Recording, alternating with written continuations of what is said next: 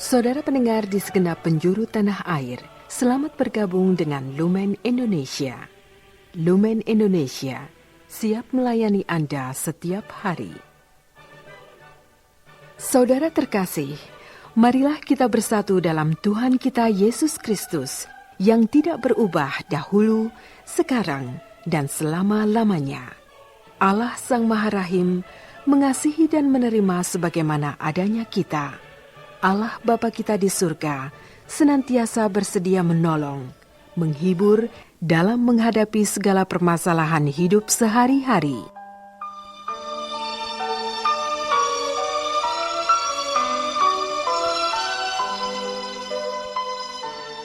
Saudara-saudari, marilah kita mendengarkan renungan dengan judul Menyembuhkan Orang Banyak.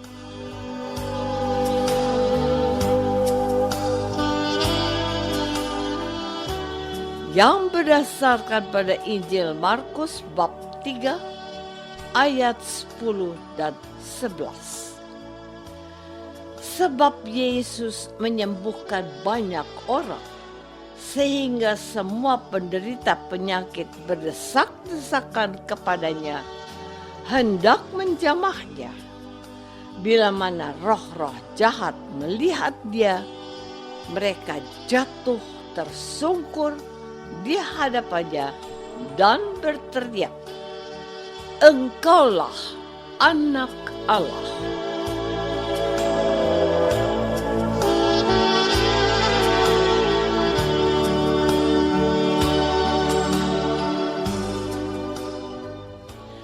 Dalam nama Bapa dan Putra dan Roh Kudus. Amin. Saudara-saudari terkasih dalam nama Tuhan Yesus Kristus. Bacaan Injil pada hari ini memperlihatkan kepada kita bagaimana Tuhan Yesus dengan cepat menjadi pusat perhatian dan menjadi bahan perbincangan di kalangan orang-orang Israel. Tuhan Yesus juga orang baru yang dengan cepat bisa masuk dalam jajaran orang penting dan berpengaruh di Israel, khususnya bidang keagamaan. Kehadiran Yesus ini dengan cepat pula mempengaruhi kehidupan dan keberadaan orang Farisi dan ahli Taurat yang telah sekian lama tidak terusik. Namun, sebagai orang baru, Yesus tampil dengan cara yang berbeda dan istimewa bila dibandingkan dengan orang Farisi dan ahli Taurat. Satu dari banyak perbedaan dan keistimewaan yang ditujukan Yesus adalah tindakannya menyembuhkan berbagai sakit dan penyakit manusia. Tetapi tindakan Yesus menyembuhkan orang dari berbagai sakit dan penyakit tidak pernah bertujuan untuk mendapatkan pujian dan sanjungan. Yesus juga tidak pernah berusaha untuk menyaingi atau menyingkirkan peran orang-orang Farisi dan ahli Taurat yang sudah sejak lama bertugas mewartakan Allah. Sebaliknya, Yesus hanya melakukan apa yang jadi tugasnya. Saudara-saudari terkasih, orang-orang Israel sangat tertarik dengan sosok Tuhan Yesus karena beberapa alasan. Ada yang tertarik karena Yesus hadir dengan sikapnya yang rendah hati. Hal ini berbeda dengan para pemimpin agama Yahudi saat itu yang cenderung menjauhkan diri dari masyarakat. Para pemimpin agama Yahudi termasuk ahli Taurat dan orang Farisi sering menempatkan diri mereka lebih dekat, lebih suci, dan lebih berpengetahuan dari orang Yahudi kebanyakan. Sedangkan Yesus tampil dengan rendah hati dan berbaur dengan semua orang dari berbagai kalangan. Yesus tidak menunjukkan bahwa dia lebih hebat, lebih suci, dan lebih berpengalaman dari orang-orang Yahudi lainnya. Kedua, Yesus menyembuhkan segala sakit dan penyakit manusia. Inilah daya tarik paling utama dari Yesus saat ini. Sebab banyak orang Yahudi yang tak mampu beli obat karena tidak kemiskinan. Kini merasa terbantu dengan tindakan penyembuhan yang Tuhan Yesus lakukan secara gratis.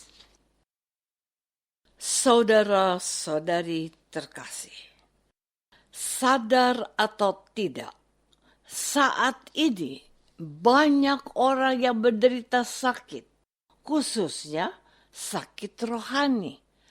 Tetapi anehnya, hanya sedikit manusia yang merasa dan menyadari dirinya sakit rohani. Sebagian tidak sadar bahwa mereka sakit, sebab mata mereka telah dipengaruhi oleh hal-hal dunia di mana segala sesuatu bisa diperindah, dipercantik, atau disulap.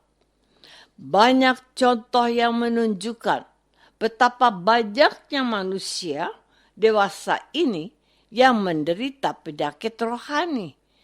Misalnya, kita berusaha untuk bisa beli pulsa handphone dengan berbagai cara sampai pinjam uang orang lain. Tetapi saat kolekte di gereja, kita hanya menyumbang ala kadarnya atau menyumbang asal-asalan. Hal ini terlihat sederhana dan kecil. Namun, kalau kita merenungkan dengan sungguh-sungguh, kita menjadi sadar dan malu.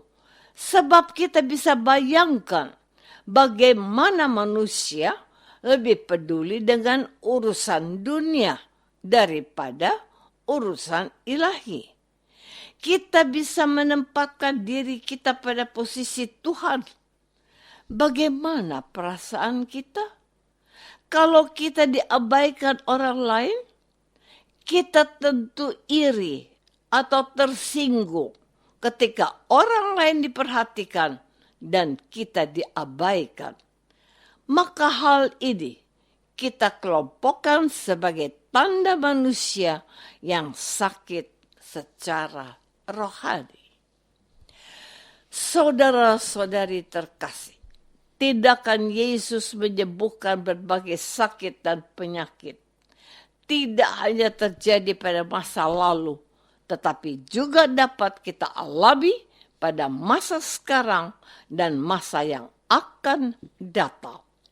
Yesus yang melakukan tindakan penyembuhan tidak pernah berubah. Yesus tetap sama dari dahulu, sekarang, sampai selama-lamanya. Kuasa Yesus yang bekerja 2000 tahun lalu, sama sampai sekarang, dan di masa yang akan datang. Yang berubah adalah iman dan keyakinan kita. Sebab semua tindakan penyembuhan yang Tuhan Yesus lakukan sangat membutuhkan iman. Sementara kenyataan menunjukkan bahwa dari tahun ke tahun semakin sedikit manusia yang percaya kepada Allah. Sebagian besar manusia lebih mengandalkan kekuatan, logika, dan kemampuannya masing-masing. Memang harus diakui bahwa orang perlu percaya diri dengan kemampuan yang dimilikinya. Namun, jangan sampai kita lupa bahwa keterbatasan manusia ada batasnya. Keterbatasan manusia ini sebenarnya mau mengarahkan umat beriman kepada Allah, sumber segala kekuatan. Kita tidak hanya membutuhkan kekuatan fisik, tetapi juga membutuhkan kekuatan rohani.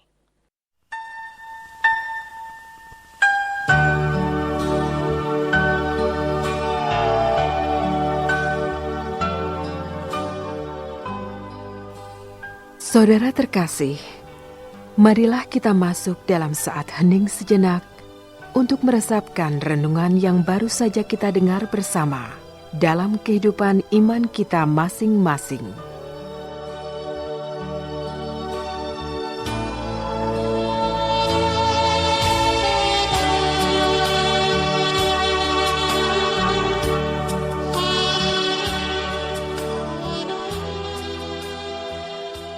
Apakah selama ini kita sudah berusaha untuk menyembuhkan segala sakit dan penyakit yang kita derita, terutama sakit rohani?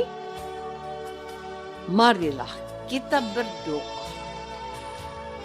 Tuhan Yesus Kristus, sembuhkan kami, orang yang menderita sakit, baik lahir maupun batin. Tuhan kami mohon, tambahkanlah iman kami, agar kami melihat dan percaya kepada kuasa-Nya yang mampu menyembuhkan yang sakit dan mengusir segala kekuatan jahat dari diri kami dan sesama. Doa ini kami persembahkan dalam nama-Mu, Tuhan dan pengantara kami. Amin. Semoga kita semua selalu dinaungi dan dibimbing oleh berkat Allah yang Maha Kuasa. Dalam nama Bapa dan Putra dan Roh Kudus. Amin.